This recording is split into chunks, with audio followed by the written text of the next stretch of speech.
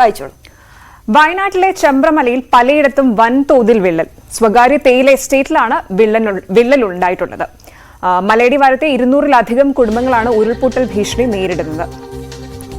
അതാണ് ചെമ്പ്രമലയിൽ വലിയ വിള്ളൽ ഉണ്ടായിരിക്കുന്നു എന്നുള്ള വാർത്ത. അത് വലിയ ആശങ്കയുണ്ടാക്കുന്നത് തന്നെയാണ്. വലിയൊരു ദുരന്തം നമ്മൾ സാക്ഷ്യം വഹിച്ചതാണ്. അതിന് പിന്നാലെ ഇത്തരത്തിലൊരു വിള്ളൽ എന്ന വാർത്ത നമ്മളെ സംബന്ധിച്ചിടത്തോളം വലിയ ആശങ്കയാണ്.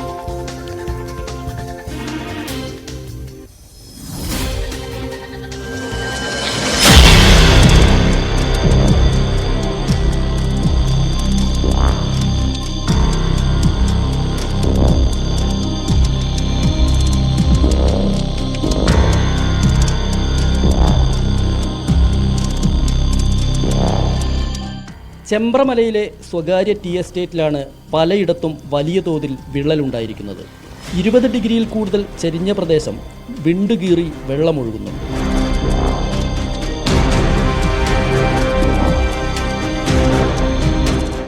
പുഞ്ചിരിമട്ടത്ത് ഉരുൾപൊട്ടലുണ്ടായ അതേ ദിവസങ്ങളിലാണ് ചെമ്പ്രമലയിലും വിള്ളലും മണ്ണിടിച്ചിലും ഉണ്ടായത്.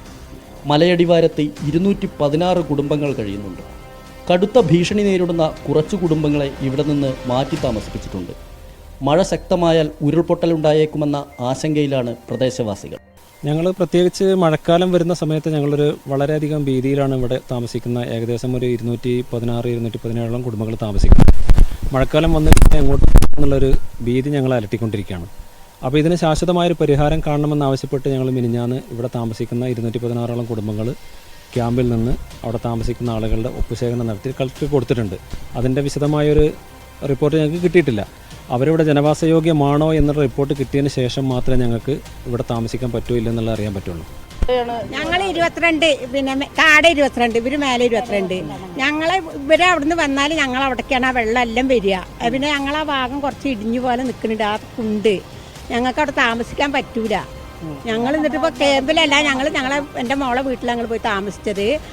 ഇന്നലെയാണ് ഇങ്ങോട്ട് പണിക്ക് വരാൻ പറഞ്ഞിട്ട് പണിക്ക് വന്നതാണ്. ഞങ്ങൾ എങ്ങനെ അവിടെ താമസിക്കുക? ഇവരും അതേപോലെ തന്നെ ഇവരെ മോൻ്റെ ഒരു ഭാഗം അങ്ങനെ ഇടിഞ്ഞു പോയിക്കണേ. സമുദ്രനിരപ്പിൽ നിന്ന് 2100 മീറ്റർ ഉയരത്തിൽ സ്ഥിതി ചെയ്യുന്ന ചെമ്പ്രമലയിൽ 1962 വൻ ഉരുൾപൊട്ടലിൽ 4 എസ്റ്റേറ്റ് ലയങ്ങളാണ് മണ്ണിനടിയിലായി പോയത്. നിരവധി പേരുടെ മൃതദേഹങ്ങൾ പോലും കിട്ടിയിരുന്നില്ല. 6 പതിറ്റാണ്ടുകൾക്കിപ്പുറം മലയടിവാരത്ത് ജനസാന്ദ്രത വർദ്ധിച്ചിട്ടുണ്ട്. മേപ്പാടി പഞ്ചായത്തിൽ വരുന്ന പ്രദേശമാണ് ഇതും.